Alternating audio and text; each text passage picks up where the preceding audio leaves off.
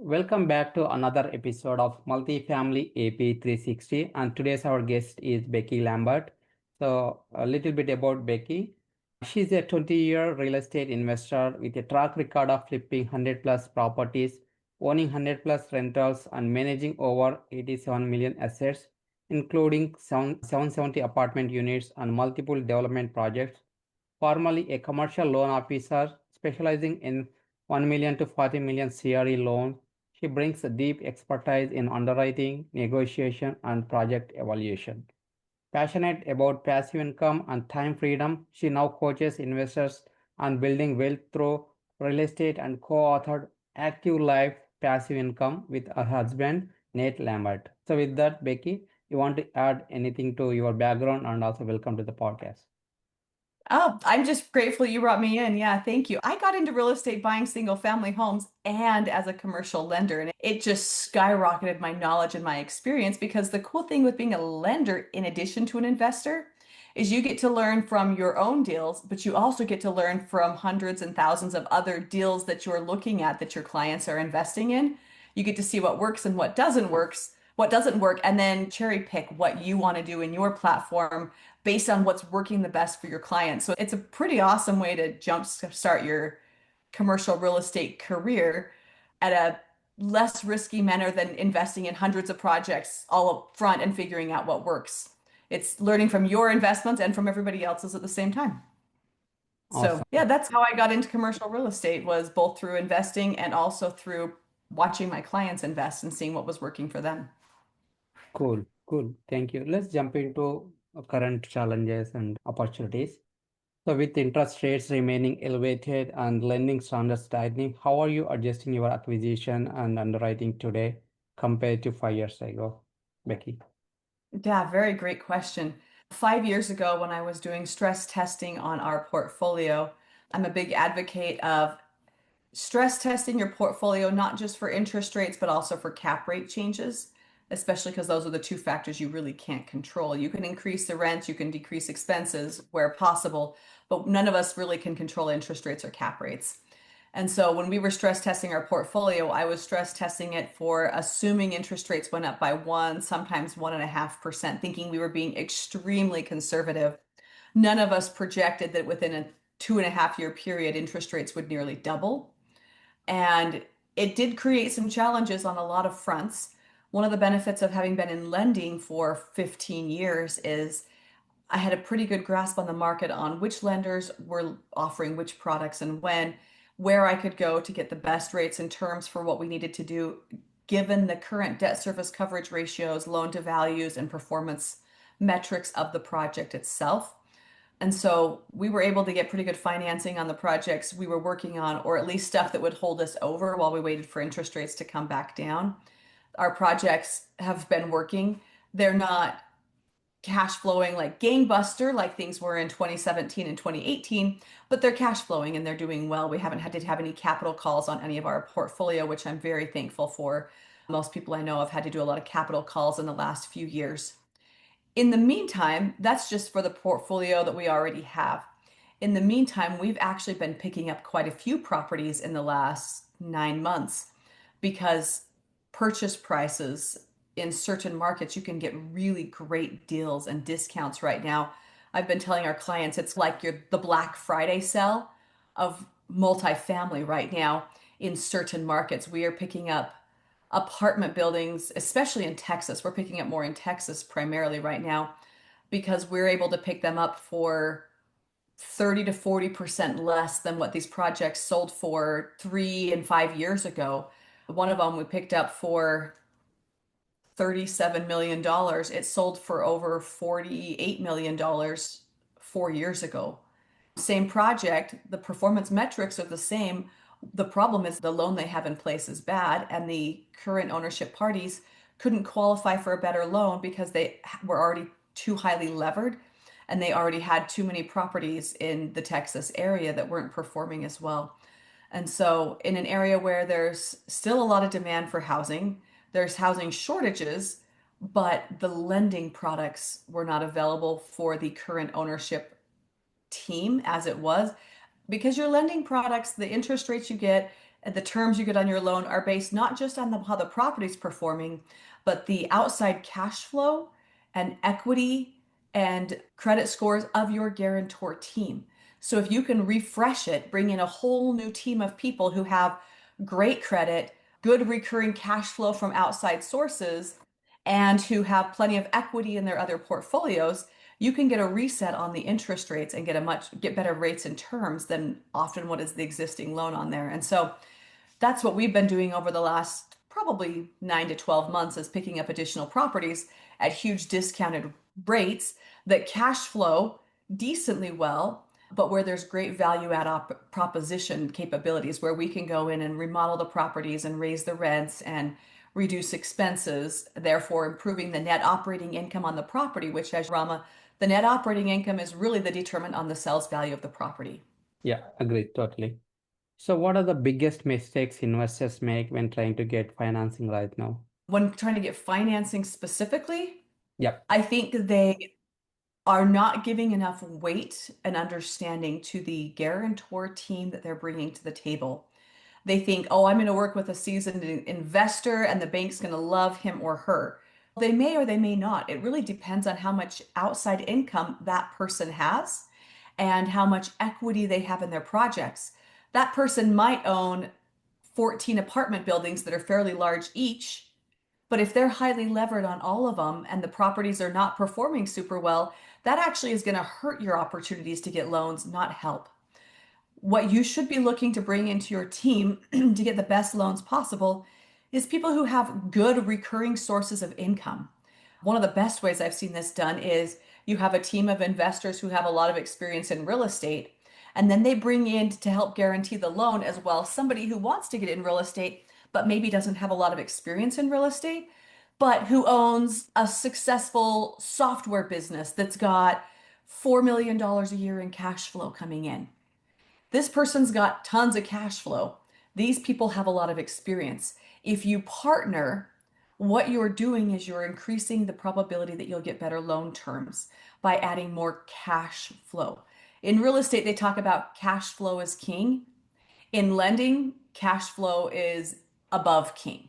It's all about whether or not this group of people can make the loan payments on the project in the event that the property is not doing as well as expected. The bank has to mitigate risk, and it's important to remember that banks and credit unions are regulated by usually the FDIC, and the federal auditors come in and audit their bank loans. And what the auditors are looking for to determine the risk of the loans is really A, the cash flow of the property. How is the property performing financially? And B, how much income does this guarantor group have outside of this project? If this project doesn't work, do they have enough income to make the payments just fine on their own? The stronger your guarantor group, the more room you have to negotiate your loan terms. And when I say negotiate your loan terms, I mean everything on there.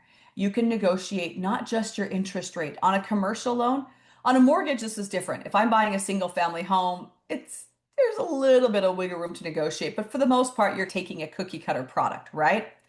On the commercial side, everything is up for negotiation. If you know how to negotiate it and you know how to advocate for yourself, you can negotiate not just the interest rate, you can negotiate how long that interest rate is fixed for. You can negotiate the amortization. You can negotiate the loan covenants and conditions. You can negotiate any aspect of it you want. And the dollar amount, they have FDIC limits, fiduciary limits on what the banks can go to. So they are not allowed to go above 80% of loan to value. There's a few exceptions where they can go up to 85, but that's pretty rare. Tell yourself 80% is your limit. But sometimes one of the negotiating terms that I see that borrowers or investors leave on the table all the time is amortization. They just assume they're stuck at whatever the lender tells them. A lot of lenders will amortize these projects over 20 years. You can actually negotiate for up to 50, as long as the appraisal says there's 50 years remaining useful life in the property.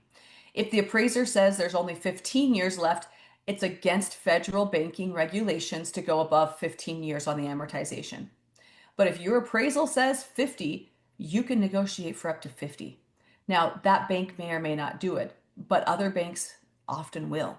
look around, see what your options are. Because if you've got a 50-year amortization rather than a 30 or a 20, that drops your loan payments drastically and can improve your cash flow. You can always pay more toward the loan and pay down the balance faster. All that's doing is lowering your monthly payment on the mortgage side or on the commercial mortgage side, the investment loan side. Now, investment loans, it's important to know, guys, these are completely different than a mortgage loan. A mortgage loan has this crazy amortization structure where you're actually at closer to a 97% interest rate for the first 5 years. Commercial loans are way more favorable. You pay interest on the balance that's outstanding. That's it. There's no 30 years of interest chunked in the first 10 years. So some of you might be familiar with that, some of you might not. If you're not, we'll get you the resources. You can learn more about current amortization on a mortgage. But a commercial loan, the longer amortization doesn't hurt you. On a mortgage, a longer amortization will actually hurt you. You'll pay way more in the long run on a 50-year residential mortgage than on a 30-year residential mortgage. On a commercial side, all it does is it lowers the monthly payment that you have to pay. You can still pay more. You're always welcome to. Awesome. And thank you very much. What's your acquisition criteria for multifamilies point of view? What are our investment criteria? Yeah. I am looking for properties that cash flow first and foremost. It has to cash flow with interest rates the way they are right now. I'm not interested in gambling in real estate projects. There's enough good projects out there that I can take the ones that are lower risk. And by lower risk, I hear people say, I'm going to buy this project, and when interest rates go down, I'm going to make great money. If you don't make money on it right now, the way it is right now, you're really just gambling by hoping that interest rates go down. That argument could be said to almost any property. When interest rates, I'm going to go down, I'm going to make money. That doesn't make it a good investment. I'm looking at projects that pencil right now. They have to cash flow as it is right now. They don't have to cash flow amazingly, but I want a debt service coverage ratio of at least a 1.20 is a minimum. I want value add where I can improve the property, raise the rents, where there's proven market research showing that the market rents could be higher if the property's in better condition, things like that. Or where I can lower the expenses if the expenses on the property are out of whack with the competitor properties for some reason.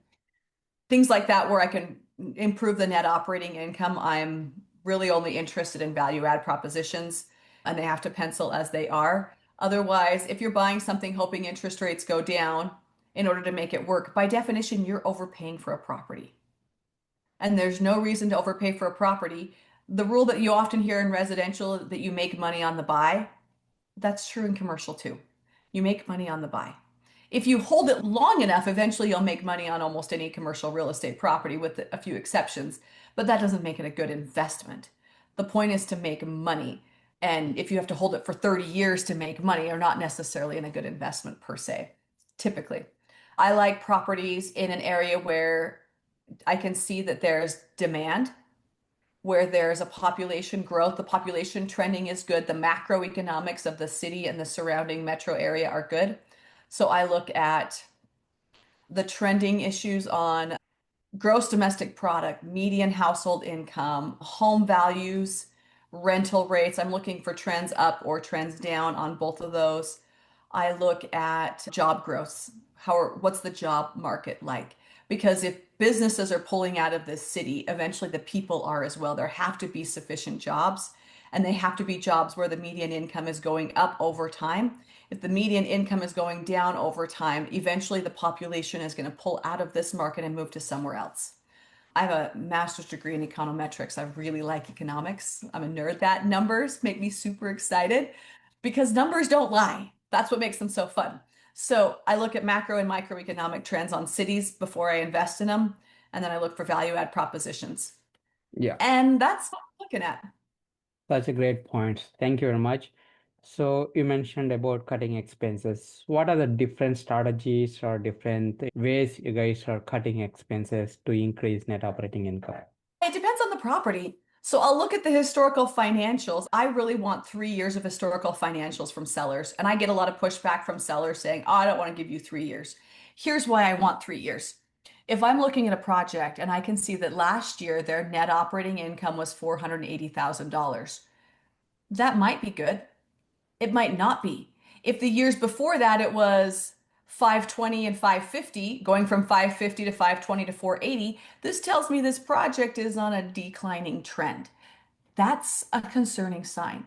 It doesn't mean I will necessarily run from the project, but I need to know why it's declining and whether or not that's something I can fix. Is it from a macro or microeconomic perspective? Is it the people are fleeing from the city? Or is it because this property manager is terrible? They're not maintaining the property and the tenants are just leaving in favor of somewhere. One of the projects we bought in Texas, the tenants, I actually go around and talk to the tenants before. I don't tell them I'm looking to buy it. I just tell them I'm looking to rent move into the apartment maybe. And I ask the tenants, can you tell me about what your experience has been renting here?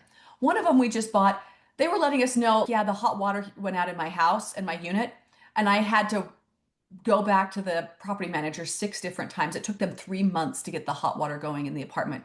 Yeah, of course people are moving out. Another one said, our air conditioning units don't work and we've complained and no one's fixing it. You're in Texas. Air conditioning is a pretty important part of this market. If you don't have good AC, people are going to leave because it's Texas. It's hot in the summer. A lot of these tenants said they went all summer without the air conditioning working because the property manager never got around to it. That's something I can fix. As far as expenses, it depends on what's going on the financials. Let me give you some examples of things I have switched up quite a few times. I've looked at apartment buildings where they have, with the apartment's only like 85 units, and they have a front office manager and 2 front office employees that show the units, and they have a full-time accountant on staff, and they have a full-time maintenance person on staff, and then they had, oh, a full-time groundskeeper. Okay, that's overkill for 85 units. You don't need all of those people. And guess what? Yeah. It was the owner's niece and cousin and brother and sister-in-law and one other, they're all related. The overhead expense on this project was way too high, and it's because it was so much nepotism. They're just paying all their relatives to do all this stuff. We actually don't have a full-time accountant on any of our projects because I don't need someone on staff full-time doing that. I have an accountant who does the accounting for all of our projects, not for one specific building. And that high level financial information actually it gives them a good advantage because they're one step removed from the projects. They're looking at invoices, matching it to the bank account, and they can tell me if something's out of whack, if there's some money missing that should be there, that something's out of whack. The higher level accounting for all of the projects is better. I don't want one person on staff. We didn't need a full-time groundskeeper and a full-time maintenance person. It's 85 units. Do you see what I'm saying? So Yep. go in and pull out any unnecessary expenses. You can't negotiate and drop on property taxes. You can try to negotiate and get better rates on insurance, and sometimes you can because insurance is based not just on the property and the location, but also the parties that are involved. So if you have Bob and Fred and Sarah involved in this project, and Bob and Fred and Sarah as a combined team have made a lot of insurance claims on other properties, their insurance rates are going to be higher than if Nate and I and Rama come in on this property and we have almost no insurance claims on the commercial side. Our insurance rates are going to be lower. I'm not saying you should never make claims on your insurance, but you need to weigh that cost out by knowing that it's going to increase your cost for insurance in the future. Things like that.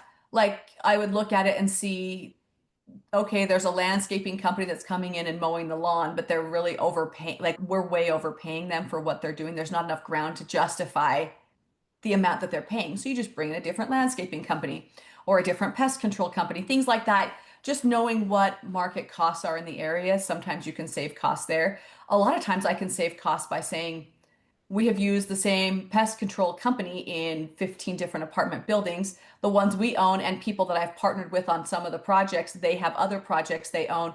So we get a bulk discount by using that same company in all 20 something apartment buildings. So you can save money by partnering with other people and negotiating for bulk discounts on landscaping, snow removal, pest control, contractors that go in and do the work. Unless the project is large, I often don't have a full-time maintenance person on staff. It depends on the size of the project, but generally you need more than 150 units to justify that. Otherwise, they spend a lot of time just waiting for a request to come in. And so a lot of times I will share maintenance people. We'll have one maintenance person who works at our project and someone else I know who owns this project a block away and that one right there. And that person will just rotate between the three. And if there's a time when there's more work than is needed, we have contractors we can send in to do certain projects. Yeah, things like that. Just cutting expenses on things that are unnecessary or that you can divide and conquer on. Yeah, that's great, great stuff. Yeah, thank you. So you're managing over 87 millions of assets and develop luxury and multifamily projects. What asset class do you Mhm. believe are best positioned to outperform in the next 12 to 24 months? I'm a big fan of multifamily, but it's not the only asset class. I think it's important to diversify. I like self-storage units in the fact that when there's a recession, self-storage units typically do better than the rest of the commercial real estate spaces because when there is a recession, people often need to downsize into a smaller home. All their excess belongings go into a storage unit. When there's a recession, interest rates go down, but when interest rates go down, it's often harder for apartment buildings to qualify. Apartments, office, retail, warehouse often have a harder time qualifying for the lower interest rate because they tend to be performing a little bit lower. It's a struggling time in the economy for everybody, except self-storage. Self-storage tends to do better and they can jump in on the lower interest rates. So I like to partner with people who have a decent amount of self-storage in their portfolio because that gives you that recurring cash flow from outside projects. It waves the storm. When multifamily is doing really well, self-storage typically does okay, but it's not like gangbuster. Yeah. They tend to do better when you're in a recession. And so they tend to be counter-cyclical. I like to pair those two. In the next 24 months, I I actually think multifamily is going to be one that performs the best, depending on what market you're in. If you're in an area that has good population growth and job growth, in the fact that the feds have already started dropping interest rates. They've already announced that they plan to continue to drop interest rates, and President Trump is pushing really hard for that. So that combination should benefit all of the commercial space, but multifamily especially because office and retail typically have a lag effect. As the economy starts turning around, people move into newer apartments or people move into a bigger space that they've needed for a while, but they've just been scrunched into a tiny space during a recession for a while. Yeah. They tend to move into a housing that better fits their family needs more readily than they open new businesses. It usually takes a few years for people to say, okay, I'm taking a big deep breath. The economy feels good and warm and fuzzy. I'm going to open a shop. I'm going to start a new business. I'm going to rent a space and grow my business. That growth typically comes a few years after periods of recession have corrected. For example, in multifamily, if multifamily did really well in 2011, 2012, 2013, 2014, then around 2015, 16, 17 is when we typically saw really good rates of return on office space. And office space was really booming until about 2018. And then a lot of places were actually already overbuilt. Not every market. Here in Salt Lake, office space was really overbuilt. There was more supply than we needed for demand. And a lot of larger cities had that same problem. When 2020 COVID hit, that actually made office space even worse than it already was. Retail has been doing decently well, but they've been struggling with things like online retail sales. Not as many people show up to a store to just browse and shop as they used to.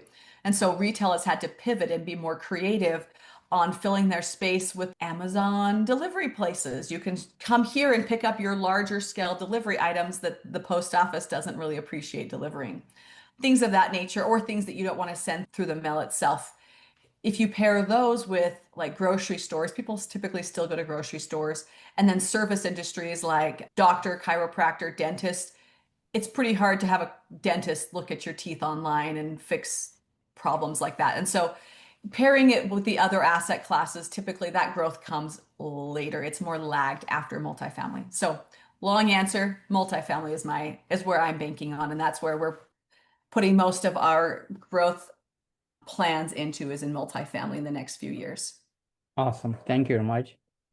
So for investors sitting on the sidelines waiting for a crash, what market signals do you watch to determine the right time to deploy capital? Cash flow. I'm looking at how well the property cash flows and the job growth on whether or not I can change that. That is not just on multifamily, that's also on self-storage units.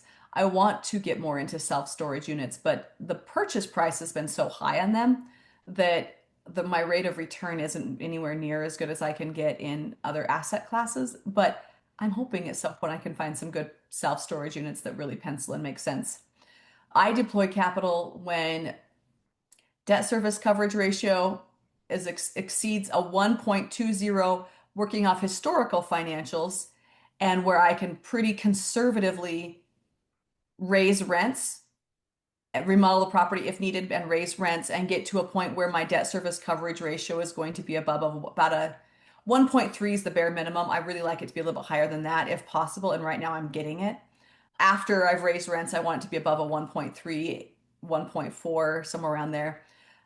That's metric number one. I am looking at typically I want an IRR of above about 17% or higher, Yeah, and a cash on cash return annually of about 20%, somewhere around there. That's not always, but that's what I'm getting right now. And so that's my metric right now.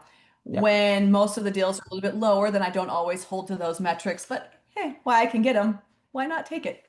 yeah, yeah. Awesome. Thank you. Let's jump on to personal side. Any habits that are Yeah. helping you, any habits that are helping you to be successful? Oh, I think mindset is huge. My husband and I are big advocates of you set the stage for your day and your performance in your business in the first hour of your day.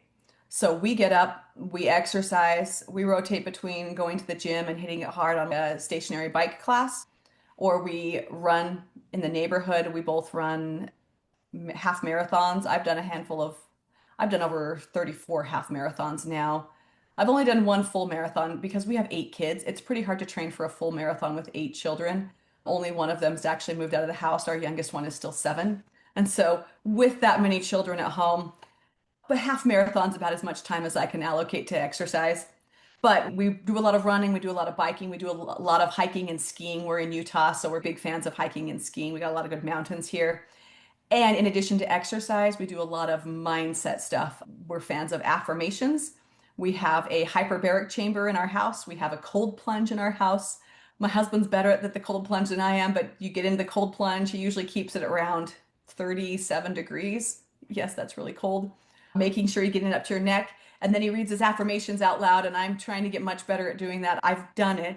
I can't stay near as long as he does. But there is something about cold plunging, shouting out your affirmations, exercising, setting that mindset stage for the day. We do a lot of audible books on mindset and growth and just getting yourself into a healthy state, because when your mind is healthy, your business can be healthy. When your mind is not in a healthy place, you can't manage your business and your family the way you need to. They are all very much interconnected. Yeah, Yeah, so that's where we're at. Affirmations, exercise, cold plunge, awesome. all Thank that fun you. stuff. Yeah, cool. Any books that impacted you? Oh, I rotate between business books and mindset books and parenting books. Let's see, there's some parenting books I've loved, one called Untangled that talks a lot about teenage girls because we've got a teenage girl, a handful of them. I really liked Never Split the Difference. That was really good. I've liked The Miracle Morning. That was an awesome book. Trying to remember the handful of other books on our Audible account that we've gone through recently. Is it called Let It Go or Just Let Go? There's one I've been listening to right now that I was actually Yeah. listening to right before our podcast. Okay. It's called Just Let Them, the Yeah. Let Them theory. That one's been good. We've done a lot of business mindset books over the years. I'm trying to remember all of them right now. But a lot of them just focus on those affirmations. I find great benefits in 60 seconds of affirmation each morning. It really sets the stage for where you want to be. Yeah. Yeah. Awesome. Thank you very much. So how can listeners can connect with you, Becky? You can find us on realestatetofreedom.com. That's our website. I have a podcast called Real Estate to Freedom. It's available on Spotify or on our website or on Apple Podcast. You can find us on Facebook under Becky Lambert. Becky spelled with an I-E, Beckie. No, I did not pick that. That's my birth given name. My parents spelled it that way on my birth certificate. Yes, most people spell it wrong. I don't get offended if you spell my name wrong. I didn't pick the spelling. But if you're looking for me on social media and you spell it wrong, you probably won't find me. There's that. So all of Awesome. those avenues are great places to find us. Yeah, awesome, awesome. And thank you very much. Really appreciate and thank you for adding value to the show. You're welcome. Thank you, Roma, for having me on. We appreciate it. Sure.